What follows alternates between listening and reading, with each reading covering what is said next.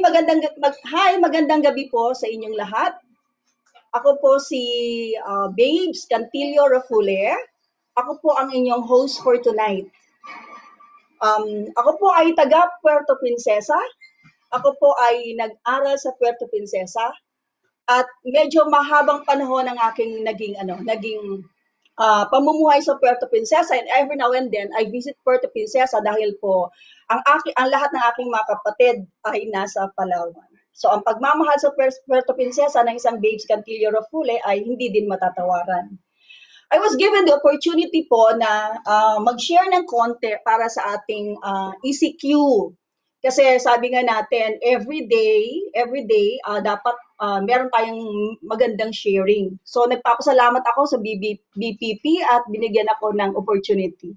Oops, I just want to recognize, ayan, si Tokayo ko. Hello, Mario Fe, Tokayo ko. Okay, so salamat at nag-check-in ka sa ating live ngayon. So every now and then, I will recognize kung sino yung manonood sa atin.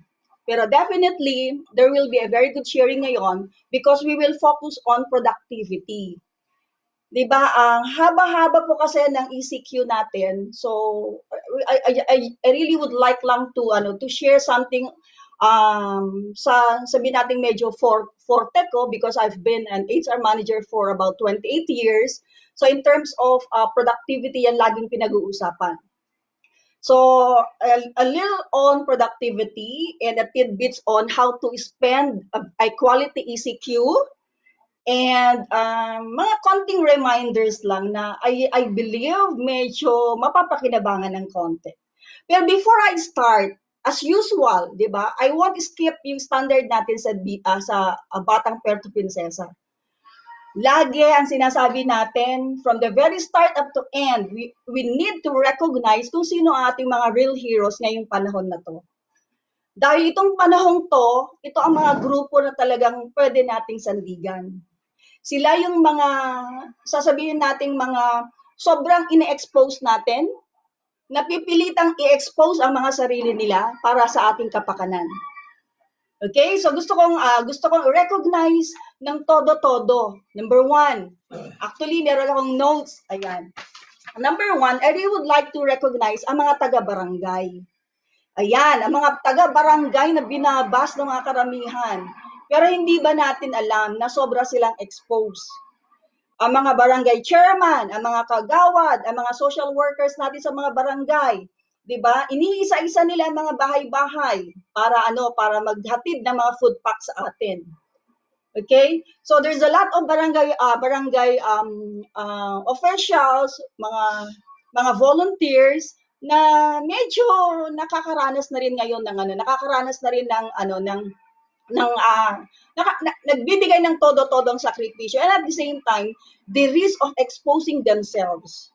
So we really recognize them. Kaya sana lang medyo bawasan ng konting paglambas sa kanila. Kasi without them, who will deliver the goods to us? Who will share yung mga pangangailangan ng mga nasa komunidad, ng mga nasa pamayanan sa mga nakakataas?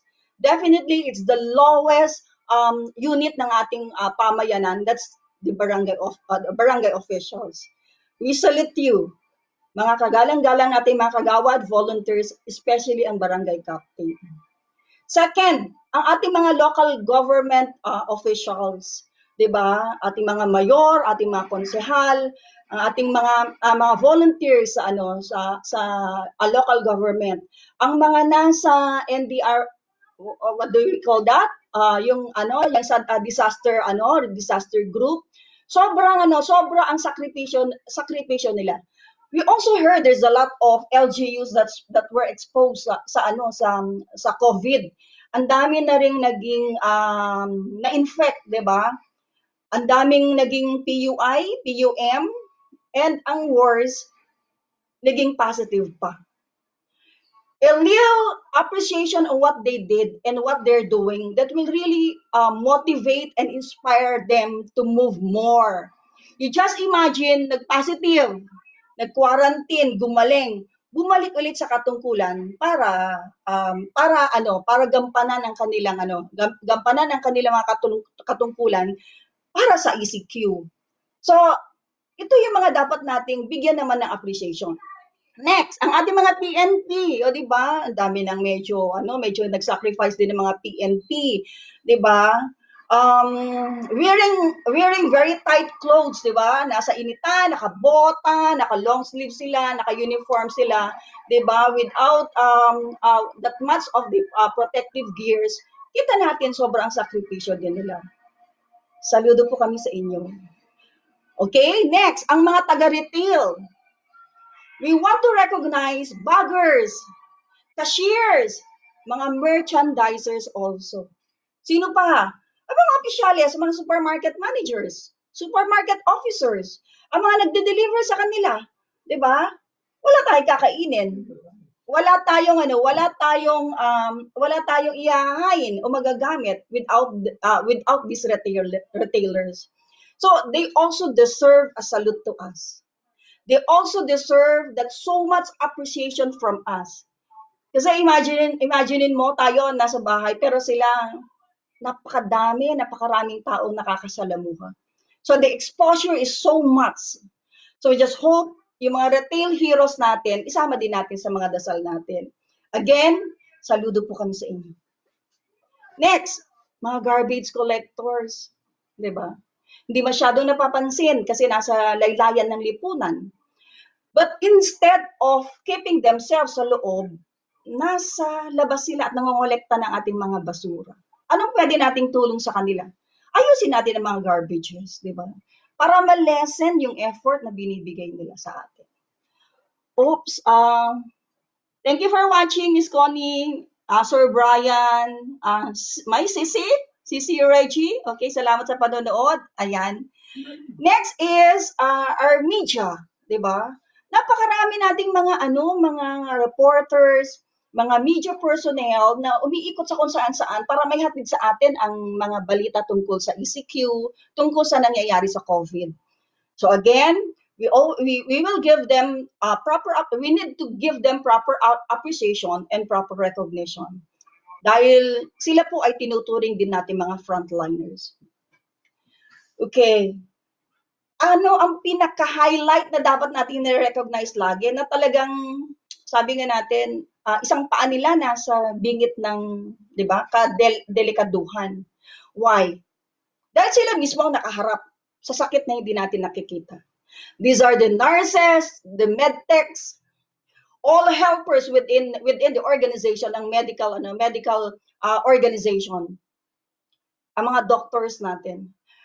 Actually, last night, medyo sabi ko nga sana hindi na madagdagan ang mga nawawala, 'di ba? But unfortunately last night, kasi in my Facebook page, minomonitor ko yung mga good deeds pagdating sa COVID. Why? Because I want to reshare, I want to recognize.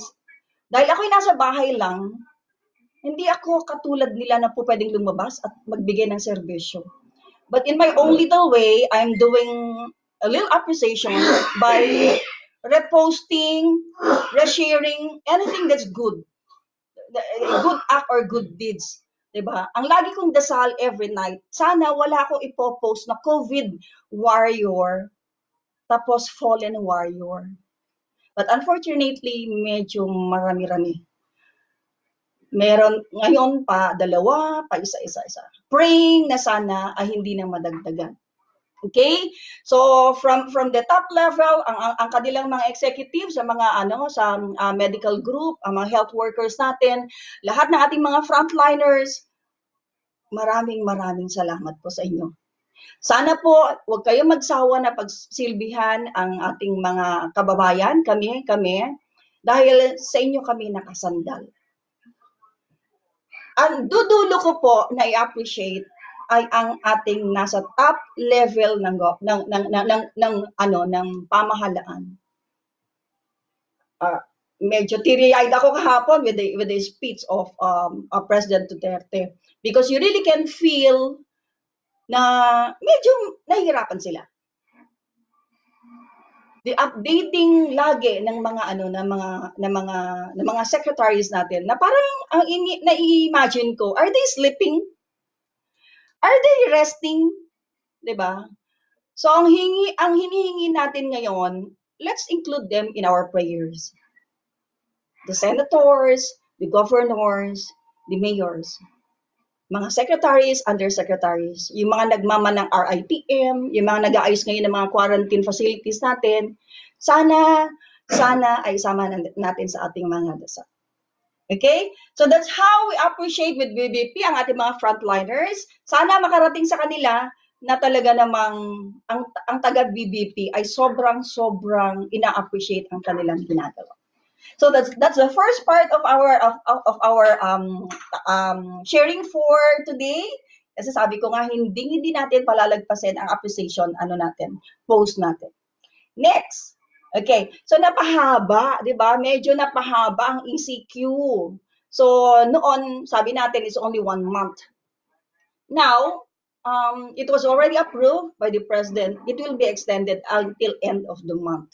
Ibig sabihin nun, we have less than 20 days na ito, nasa loob na naman ng bahay. Pero, doon natin ngayon makikita. For the past 15 days, are we productive? Let's say, for the past 1 month pala, are we productive enough? Did we spend it on a quality ECQ or yung days ba natin ay quality ba? Okay. So since extended ito, let me share lang with you some insights. Okay. So sabi natin, I did some notes lang. Okay. So paano ba natin pwedeng gawing productive ang ECQ? Okay. Sabi nga nila, para maging productive ka sa kahit ano pa mang sitwasyon, you need to have the right attitude. Dapat meron kang magandang perspektibo sa buhay at yun ay nagsisimula sa pagkakaroon ng right attitude. Okay. For us to have that right attitude, ang sabi nila, let us train our minds to see positive things in everything that we see. Parang ito, diba? Ano lang siya? Mag lang siya. Pero kung titignan mo siya at babalikan mo yung sinabi ko na let us train our minds to see positive things in whatever we see, yung silbi nito, makikita natin. Ang silbi nito ay gagamitin natin sa kape, pwede nating sidlan ng water, pwedeng pamatid uhaw. So, we saw in it positivity. So number 1, we really need to be very positive. Okay? Kasi, anong mangyayari kung nagpapaka-negative tayo, di ba? So, sabi nga natin, pag naging positibo tayo, sa dulo nun, nakikita natin merong hope. If we see something that's positive, at the end of the line, at the end of the rainbow, sabi nga nila, there's always hope. So, as we see hope, we strive to do well and better. Okay? So, for this ECQ, number 1, magpaka-positibo tayo. Ako nga lagi kong pinopost sa aking timeline. Positivity reigns. Ibig sabihin nun, pananaigin natin na pagiging positibo. Kasi yun ang kailangan natin ngayon. Let's stop being too negative and let us start appreciating things around us. Kung merong dapat appreciate. You shout out. Diba? Kung merong magandang bagay, sabihin mo maganda. Kung merong magaling, sabihin mo magaling. Diba? Express it well dahil magandang nararamdaman kung ano yung maganda sa kapaligiran natin. Next, how about we stop complaining sa government? Diba? Kasi sa totoo lang, they're doing their best naman. Yung mga reklamo natin, pwede nating isulat, yung mga email na pwede nating pagdadalhan ng mga reklamo natin. Yung mga, instead of shouting it sa social media, kasi medyo nakaka-distract yun, nawawala sa focus sa mga government officials natin. We can formalize it. Diba? Mas ano yun, mas matindi. Kung may reklamo ka sa isang barangay captain, hindi i-formalize mo. May reklamo ka sa mayor, i-formalize mo. Diba? That will really address the issue. Kasi finormalize natin. Ano magagawa natin na ibalandra sa ano yan, sa Facebook, ibalandra sa social media? Why? Ichichismis lang kasi natin kung ano yung nasa kalooban natin. That's not the proper way of tackling concerns or complaints. Okay, so siguro kailangan natin ngayon, let's stop being too negative and 'di ba sa government natin kasi nakikita naman natin they're doing their best and at the same time we're on crisis. Let's give them the chance to be on top of everything. Dahil kahit maglupasay po tayo ngayon, it will always be them who will manage this ECQ. Wala na pong iba. You cannot have another election for these people to replace them and manage what is happening. Okay, so ngayon siguro yung tiwala better if we can build a culture a culture of trust, building a culture na kung saan bigyan naman natin sila ng chance to prove their worth. Okay, so yun po yung mga advice from me kasi sa nakikita natin, di ba, wala naman tayong mapapala sa pagiging negatibo. And for us to be productive, kailangan pag-isipan natin, dapat quality yung time. Imagine mo, we have 20 days, di ba? Another 20 days. 20 or more than, di ba? Sabihin natin, additional 15 days. Nung tayo ay nagwo-work, sobrang tayong focus sa work, we always say, oh my God, kulang yung oras ko. Oh my God, naku, my hands are full. Ano ba pwede kong gawin? Or marami akong gustong gawin, wala naman akong oras, di ba? Ngayon, napakarami nating oras. But are the hours spent quality time? Di ba? So para daw maging quality yung time natin for ECQ, dapat alam natin kung paano yun i-deliver at gawin. Okay? So there are processes. Ito na yung sinasabi natin, for us to have a quality time at definitely yun na magde-deliver ng productive output natin. Okay. Number one, sabi nga natin, we need to have the right attitude. We need to be resilient. Okay? Ang pagiging resilient, ang ibig sabihin nun, let's be ready sa mga difficulties or whatever concerns or issues na kakaharapin natin. Let's be tougher. Diba? Let's have that strength in mind to battle yung ganito mga crisis. Okay? So we need to prepare yung attitude natin na pagiging resilient. And next, we need to be proactive. Diba? Pag sinabi natin proactive, nangyayari ganito, di ba? Nakikita natin na may scenario na pwedeng mangyari or makadugtong nito. What should you do? Huwag mo na antay yung mangyari yun. Baka pwedeng agapan. Di ba? That is being proactive. It's really advancing an act that can resolve one concern para hindi na magkaroon pa ng mas malaking concern for you. Okay. Then it's very critical that you need to define or let's say define your target or set a goal. Sa ECQ natin, that's 20 days. Pwede kang mag-goal setting ng maliliit hanggang palaki, 'di ba? Example, hindi ka masyadong marunong mag-Excel. Aba, kung may laptop ka rin lang, pag-aralan mo nang mag-Excel. Medyo mahaba-haba yung panahon. So after this, after the ECQ, I'm sure magaling ka na mag-Excel, 'di ba? Another goal. Pagkatapos ng ECQ, ang garden na to ay napakaganda na. Isa sa pinakamagandang garden sa street na to, 'di ba? Pwede bang gawin 'yon? Definitely po pwede. Another goal. Dapat pagkatapos ng ECQ, lahat ng mga dapat sinusulsing mga damit, linansyang damit, or lahat ng closets ko dapat na declutter na. Ayan, mga sub-goals yan, di ba? Medyo maliliit siya. Di ba? Huwag mo masyadong bilisan. Gawin mo, pwede mo rin pabagalan ng konti kasi baka maubusan ka ng trabaho kinabukasan. But what's very important is you need to have goals. You need to have targets. Kasi pag wala kang targets, gigising ka kinabukasan, oh, nakakaantok naman. Puro sa lang kain, tulog, di ba? Tapos ko na yung Netflix, yung lahat ng pelikula sa Netflix, di ba? So, yun yung mahirap. If you set goals, definitely, magkakaroon ka ng direction. Okay, paano ka, after that, pag nag-set ka ng goals, what will you do na? Doon sa goals na yon, gawa ka ng checklist.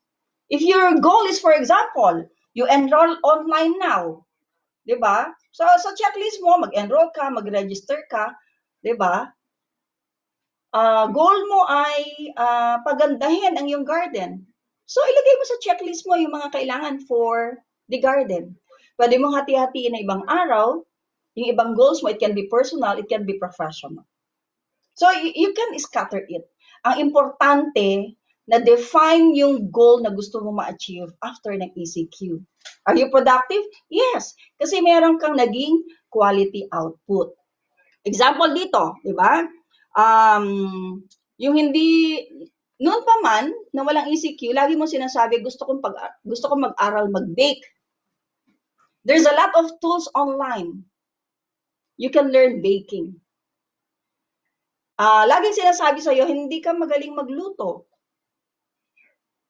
1 week, hindi ka pa ba matututong magluto ng paborito ng mga miyembro ng pamilya? Definitely you can. Okay? So sinasabi lang natin, you just need to define ano yung gusto mong mangyari, ano yung gusto mong ma-achieve. Tapos balikan mo ano yung mga maliliit na detalye and on how will you carry out yung mga gusto mong i-accomplish. So after ng ECQ, I'm sure napakarami mo ng very good output, quality output. So hindi na yung tipong wala kang ginawa kundi tumanghod sa TV, 'di ba? Wala ka nang ginawa kundi tumanghod sa Facebook at maghanap ng pwedeng komentan, 'di ba? What will happen is since you have the checklist, then you define what you want to accomplish, malilesen na yung oras na dinedevote mo dun sa mga dating libangan mo. Kasi nga, yun yung nagko-cover up ng ilang oras sa'yo, panonood lang ng TV, pag-monitor lang ng kung ano-anong mga news na sometimes nakaka-stress sa atin, di ba? So, hindi mo namamalayan, nadadivert na siya sa quality projects na nilagay mo dun sa iyong checklist. Okay? So I hope merong konting direction yung productivity na pinag-uusapan natin. Ayan. Okay? So very important for you to do yung yung direction na gusto mong puntahan. Umikot ka ng bahay, 'di ba? You need to do your audit for you to provide yourself a very good checklist. Ako as a person, even with my personal and professional, I maintain a very small notebook. Napakasimpleng notebook. Pero lahat ng mga gusto kong gawin, sinusulat ko siya. Napakadali naman yan gawin, di ba? So I jot down, pagkatapos noon, ayan, meron siya nakalista. Hina-highlight ko yung mga tapos ko na gawin. Kapag hindi naka-highlight, ang ibig sabihin nun, hindi ko pa siya tapos, nakabitin siya. So this guides me on the things that I do every day. And this reminds me na meron pa akong pwedeng balikan. And I've been doing this since about siguro mga 2 dekada na. Kasi it's naging habit na siya for me. So once naging habit yun sa inyo, it will be a very, very good tool for you to always remind yourself na, oops, meron akong gagawin, meron akong output, so hindi mo na ako maglalamyerda o do something that's not, hindi siya, walang quality. Okay? So this serves as a reminder for you. Okay. Ano pa? Well, we have the checklist, we have the goal setting. Ang sabi nila, kasi I've been busying myself for the past days, attending webinars, attending different sessions online, kasi sabi nga natin, after this, hindi natin alam kung anong mangyayari, di ba? Pero, so we need to equip ourselves. Okay? So, ang karamihan ng mga nababasa ko, for us to bounce back, sinasabi nila na ang ECQ daw is the best time to learn. Why? Kasi ang playing field ngayon pantay-pantay. Ang mga mayayaman, mga boss mo, di ba? Walang trabaho. Walang ginagawa. Kapitbahay mo, walang ginagawa. Kapatid mo, walang ginagawa. Unless they are part of the frontliners. So, it's a equal playing field for all of us. In terms of resources, go sa super highway. And what is that super highway? Si Mr. Google, si internet. There's a lot of things that we can explore through internet. So, ang sabi nila, ECQ is the best time to learn. ECQ is a learning season for all of us. Imagine mo, the words coming from the C family. Diba? Napanood ko sa isang YouTube. YouTube, ang topic nila is more on bouncing back. Ang sinasabi nila, yung tinanong, anong advice nyo sa mga tao na gagawin for ECQ? Sabi nila, treat ECQ as a learning season. Explore things that you want to explore because we have a lot of time.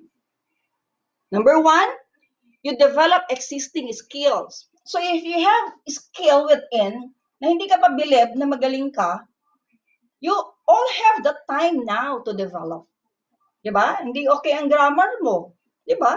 Siguro it's about time to go back to your com arts subject. Take some grammar lessons sa internet. Okay? So sabi nila, you need to develop your existing skills that needs to be enhanced or improved. Ngayon, kung feeling mo develop na, you can try learning different skills. Ako, I saw one. Ang galing niya mag-vlog. Diba? Can I try this kaya? I'm not into YouTube. Pero, I tried. And kaya naman palang i-learn. Diba? So, it's equipping yourself on different skills that can really make you better. Then, discover and explore. So, you're learning, you're developing your skills, yung present skills mo, tapos, yung walang skills sa'yo, pwede mong i-learn. And sabi nga nila, explore top other areas na po pwede kang, na mayroong possibility for you to learn more. It's really discovering and exploring. The superhighway is very wide. Internet is very wide. Anything that you have in mind, you just click it. You just need to click it and check, di ba? Meron kang mga kamyas sa likuran. Nahuhulog ang mga kamyas. Di ba? Ano gagawin mo sa mga kamyas? ECQ. Di ba? Sayang yung oras. Di ba? Baka makatuklas ka ng isang bagay na later part after the ECQ ikaw pala ay nagde-deliver na ng isang produkto na made of kamyas. Check the internet. Ano ang mga produkto na po pwedeng gawin out of kamyas, di ba? Tumingin ka sa kaliwa, sa kanan, sa taas, sa baba, baka there are opportunities na pwedeng explore. Okay? So yun yung mga konting tips lang natin on how can we make our ECQ, the time ng ECQ natin to be quality and to be productive. What's next after ECQ?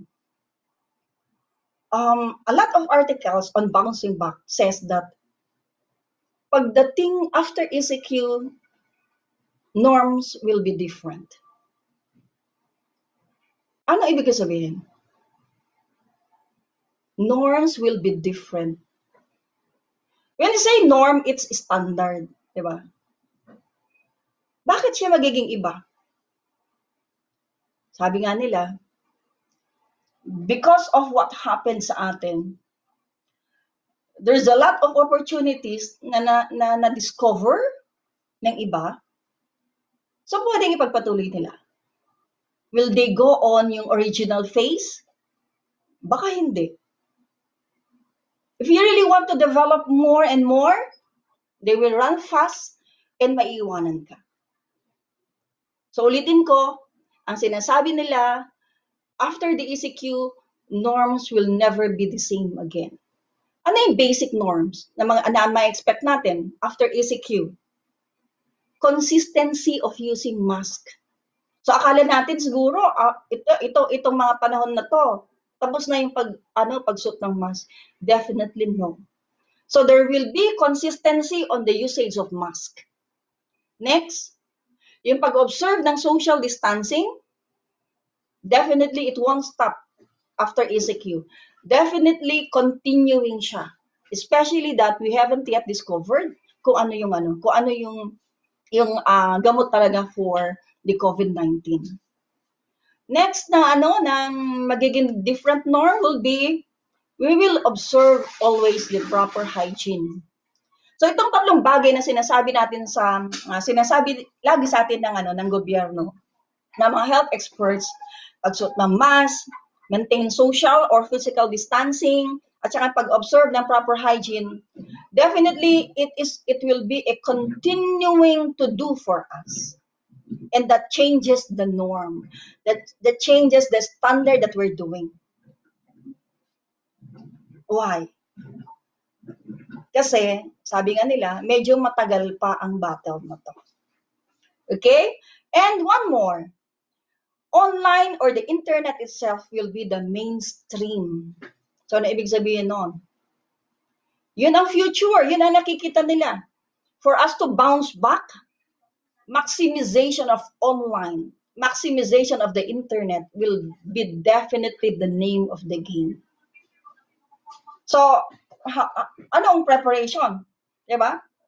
Sabi natin, babalikan natin, ECQ now is the season for learning. So, to sum it all, let's maximize ECQ. Let's maximize the opportunity that was given to us. And I would always say, as a very positive person, I would always say na nakikita ko ang ECQ na to as an opportunity for me to learn more, to explore more, to discover more. So instead of being negative, mag-aral tayo. Diba? Wag lang tumanghod sa TV, tumanghod sa Facebook or other social media.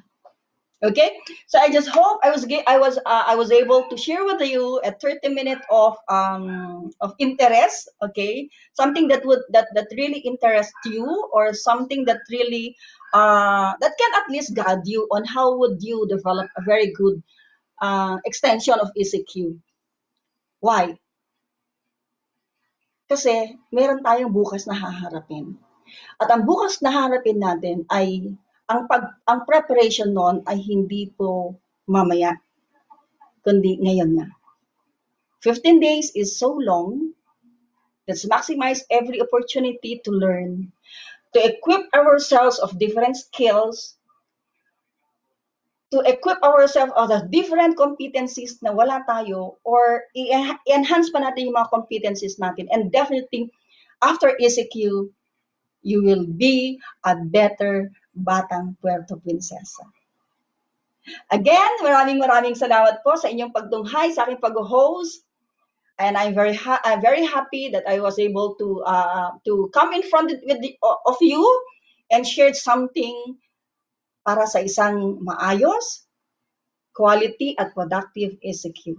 Magandang gabi po sa inyong lahat. Mula sa puso ng mga Cantillo, ako po si Babes Cantillo Rafule, nagsasabing, have a quality ECQ. Good evening, everyone.